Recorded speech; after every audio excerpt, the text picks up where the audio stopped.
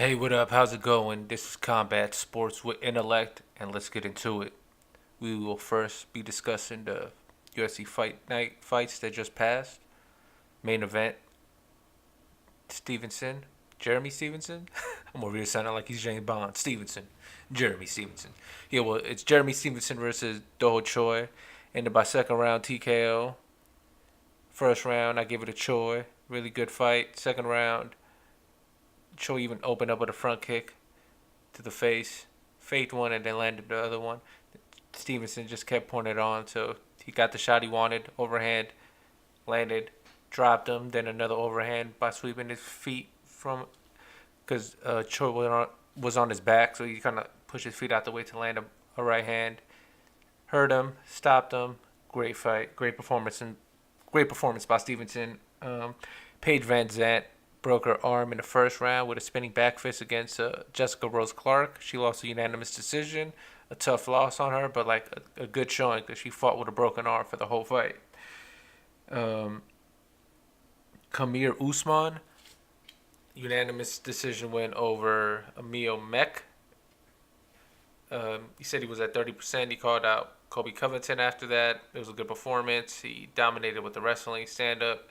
It seemed like Mech was kind of getting the best of it at times, but not enough. And he was always concerned about the takedown as well. So he couldn't like get a sufficient amount of offense going to be controlling any part of the fight. It was a good performance on Usman's part. If that's him at 30%, we want to see him at 100%, or at least at like 70. Um, Derek Elkins spoiled Michael Johnson's debut in the 145 division by submitting him in the second round with a rear naked choke. First round, Michael Johnson was teeing off, landed right hands, uppercuts, a bunch of good shots. Seemed like he hurt Elkins a few times. Second round, Elkins snuck in a really sneaky takedown, and from that he got the back, secured the body triangle, rear naked choke, got the tap, gets the win. Called out Brian Ortega for a number one contender fight. Looking forward to that. And already discussed the main event. I kind of like did it backwards from like the main event to the first fight. See how I did that? Classy. Uriah Hall fainted and had a seizure. I think his kidneys either shut down or he had problems with a kidney. Bad weight cut. So his fight with Vitor Belfort, which was supposed to be Vitor Belfort's retirement fight, was scrapped. And Vitor Belfort was then given two fights which he turned down. A fight that day and a fight, I think, the next month or something. He turned that down. He wanted Bisbee in London. Bisbee turned that down, so now they're both looking for retirement fights. That's the sport sometimes. So, and also Vitor Belfort's petitioning to get paid just for showing up. And that's a whole different argument. You know, he did make weight. He should get paid something for like having a full training camp and making weight and showing up. But it's not his fault. His opponent flaked, or not. He didn't flake. You know, he passed out. But it's not his fault. His opponent couldn't make the fight, but it's also not the UFC's fault for not wanting to pay somebody for not fighting. You know what I'm saying? So it's a catch-22. Damned if you do, damned if you don't. I would say at least pay him something. You know what I mean? Get him something. I mean, also going from that, we're gonna transition to the Bellator fights. The Grand Prix, heavyweight Grand Prix, first round, Chael Sonnen versus Rampage. I have Rampage winning by knockout first, second round. Rampage lost his last fight by unanimous decision, 29-28 to King Mo in their rematch. Before that, Rampage was 5-0 in Bellator, including his win over King Mo in their first fight. He looks like he just doesn't look in good shape at heavyweight. It's just his stomach is not. You know what I mean? He's got a belly now. It's like I'm not used to seeing. I'm not saying he needs to have a six pack, but he can't have like, you know, a dad bod belly. You know, that's not how you should be getting in the ring fighting. I know you're older. I know you can't cut weight as much, and that's why you don't want to make like 205. But just because you're not making 205 doesn't mean you should have a belly like cut some weight at least. You know, at least turn that fat into muscle. Don't be fighting with the fat on you.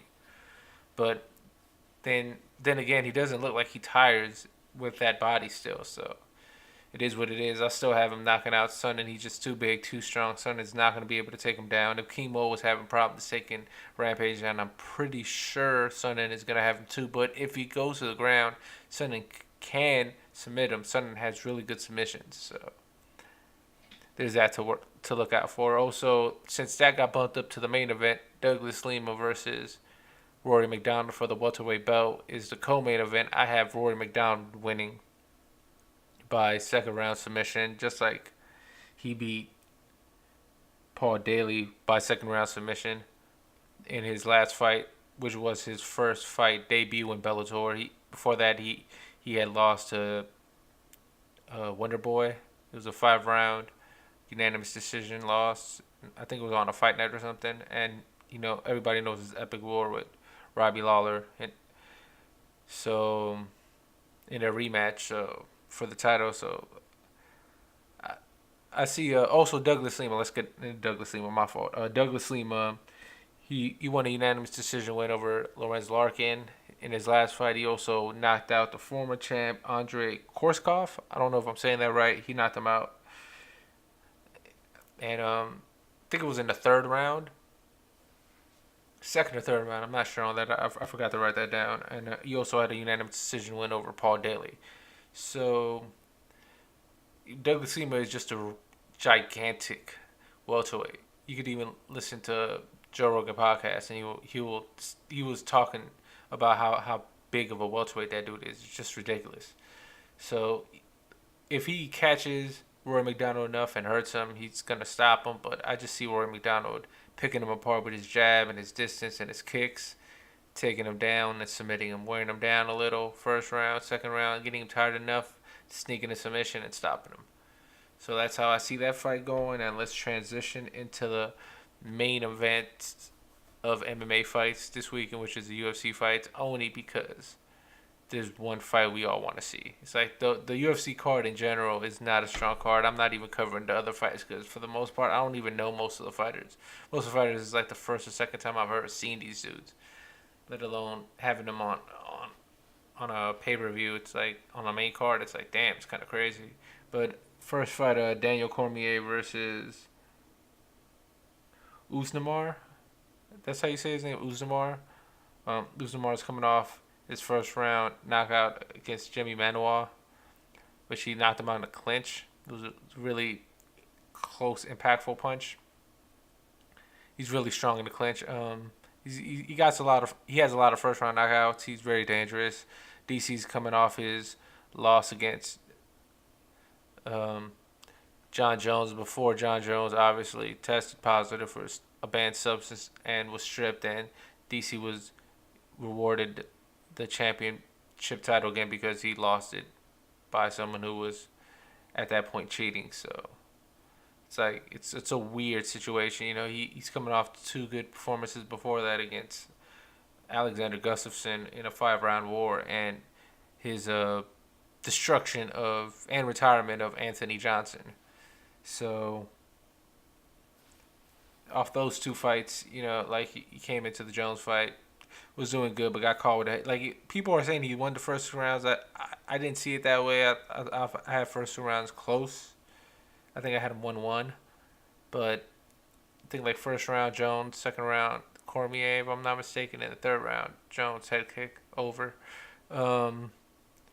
So this fight, I just see DC getting a hold of him immediately, taking him down, wearing him out, submitting him, or stopping him with ground and pound. It's not going to last that long, and it's going to be brutal just because it's going to be like a wrestling clinic. And we all know the fact that Luke Rockhold trains with Usnamar and really good friends with Daniel Cormier, a.k.a. guy. It's no need to get into that.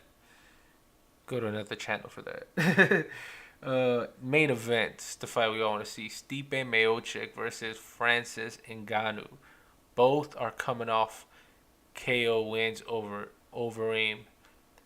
Stipe in a back and forth fight where both him and Overeem hurt each other until the very end, where he KO'd Overeem. Even though like there was a part where Overeem was kind of running, it was like literally turned around and ran, but it was just to get positioning, and but he still ran. And Francis Ngannou just teleported Overeem to like another realm with that uppercut from a Mortal Kombat video game. I've never seen someone hit that hard with uppercut, especially at that angle. So my prediction for that fight is first round knockout. Francis Ngannou and the Predator will win the title. Let's go. Nah, but yeah, I just said Francis. He's just too fast. See Stipe coming in, trying to take him down, getting stopped in the clinch, getting pushed back, getting a few punches landed on him. And once he gets touched a few times, he's going to try to come in close, and bam, he's going to get dropped. Because Stipe gets a lot better once he gets touched, as far as like he wakes up. But once he gets touched by Ngannou, he's going to get basically put to sleep. So I just don't see this fight lasting that long. But then again, I also see Stipe grinding him out and just stopping him. And then you never know. It's like Stipe could just hit him fast and hurt him and stop him. So that's what's awesome about the heavyweight fights. You just never know. One punch could change the dynamic of the fight completely. Stipe's best chance is to wrestle him, tire him out, get him into the later rounds, dominate him, and stop him with ground and pound or a submission, and just tire him out. Francis obviously just is going in for that kill. It's going in for that one punch knockout. So we're gonna see what's gonna happen all this Saturday. Looking forward to all these fights. You know, shout out to UFC and Bellator for putting on these amazing fights, and shout out for first and foremost to the fighters for putting their lives on the line every day, just so we could be entertained for a weekend, for an evening, for an event. You know what I mean? These guys put everything on the line. So, you know, shout out to them. So, yeah, let's get it. You know what I mean? This has been Combat Sports MMA Talk with Intellect. Hope you guys enjoyed. Looking forward to these fights. These are my predictions, and I'll be back later on this week, if not next week, with a few more videos discussing combat sports. You guys have a good one. Take care.